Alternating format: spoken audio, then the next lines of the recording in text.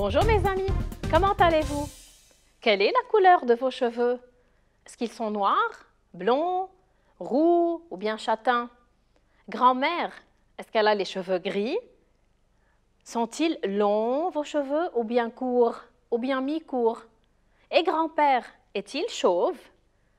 Et vous, quelle coiffure vous préférez? Vous aimez les cheveux courts, mi-courts, bien longs? Vous aimez les cheveux noirs ou bien roux ou bien blonds, gris peut-être ou châtains? Vous aimez les cheveux frisés ou bien raides, en chignon ou bien en tresse, en queue de cheval? Qu'est-ce qu'on trouve dans un salon de coiffure? Un sèche-cheveux, une brosse à cheveux, parfois on trouve un peigne, une blouse, une perruque. On peut trouver aussi des ciseaux et des bigoudis. Est-ce que vous aimeriez être coiffeur ou bien coiffeuse? Si oui, suivez l'épisode pour voir ce qui est arrivé à Tina qui aime tant ce métier.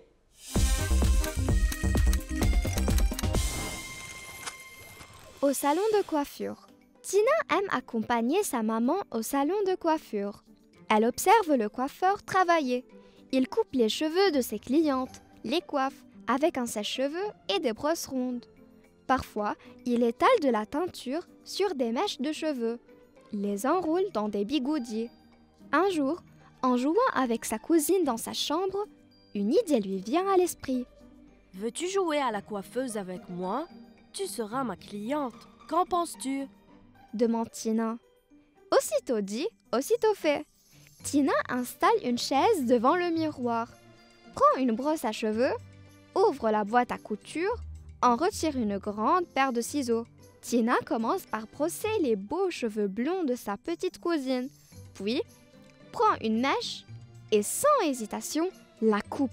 En se regardant dans la glace, la cousine de Tina se met à pleurer. La maman de Tina ouvre la porte et découvre le désastre. Les longs cheveux dorés de la petite sont étalés par terre. En voyant les larmes de sa cousine et la colère de sa mère, Tina comprend que ce qu'elle a fait a causé du chagrin aux autres et qu'elle n'aurait pas dû imiter le coiffeur de sa mère. Pourquoi Tina a-t-elle joué à la coiffeuse avec sa cousine? Parce qu'elle a tellement aimé imiter le coiffeur de sa maman, c'est vrai. Elle est passionnée de ce métier. Voulez-vous qu'on lise ensemble le texte? Allons-y. Il s'intitule « Au salon de coiffure ». Tina aime accompagner sa maman au salon de coiffure. Elle observe le coiffeur travailler. Il coupe les cheveux de ses clientes, les coiffe avec un sèche-cheveux et les brosses rondes. Parfois, il étale de la teinture sur des mèches de cheveux, les enroule dans des bigoudis. Que fait le coiffeur? Il étale la teinture sur des mèches de cheveux, il enroule les cheveux dans des bigoudis pour les rendre ondulés ou bien frisés. Il coupe les cheveux de ses clientes et il les coiffe très bien. Qu'est-ce qu'il peut faire aussi? Il peut sécher les cheveux avec un sèche-cheveux ou bien les peigner, c'est-à-dire les démêler. Observez les groupes nominaux suivants. Au salon de coiffure, des mèches de cheveux et les cheveux de ses clientes.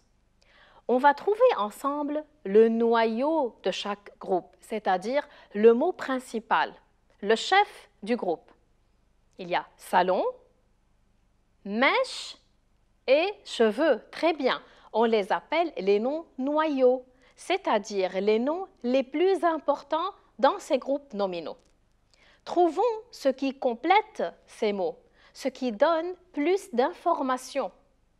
On a dit deux coiffures, on a dit deux cheveux, de ses clientes.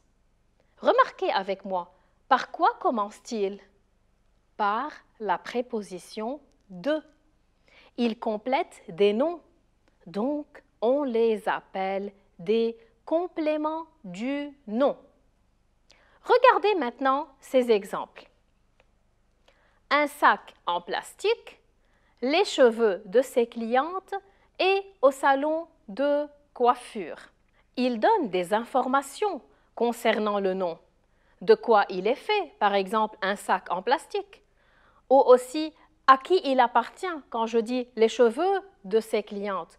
Ou parfois à quoi il sert, par exemple le salon de coiffure. Voyons maintenant ensemble la suite de l'histoire. Un jour, en jouant avec sa cousine dans sa chambre, une idée lui vient à l'esprit. « Veux-tu jouer à la coiffeuse avec moi?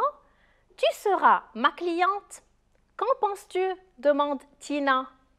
Aussitôt dit, aussitôt fait.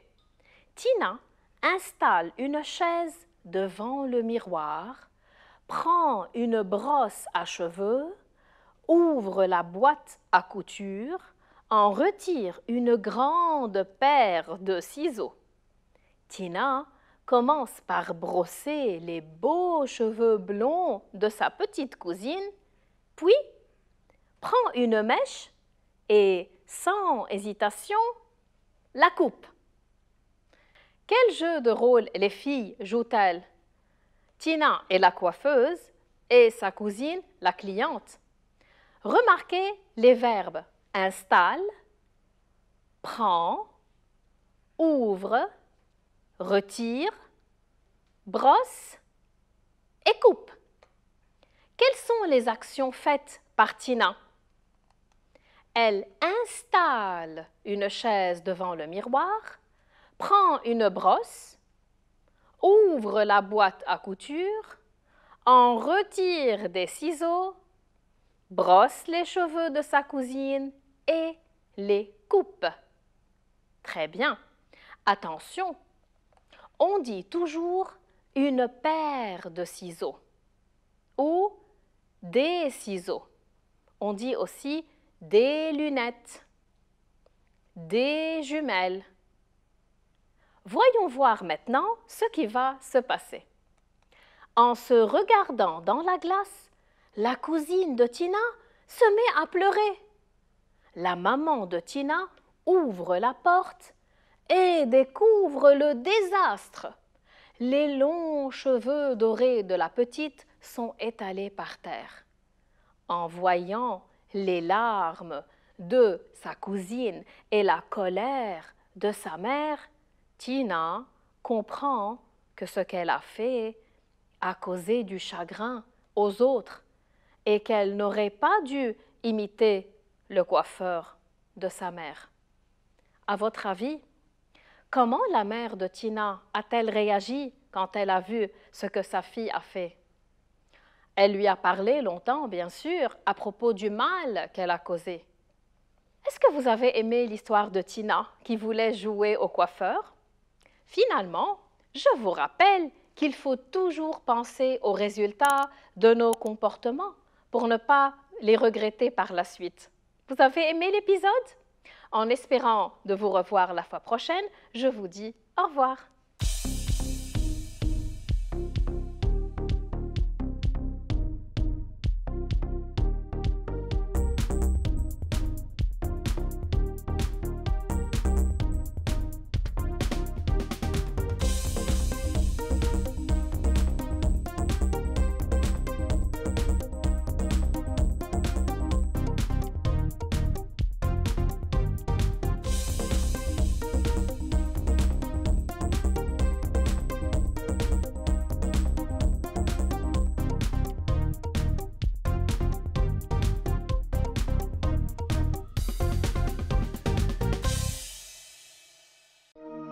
لمشاهدة المزيد من الحلقات زوروا سات7 بلس.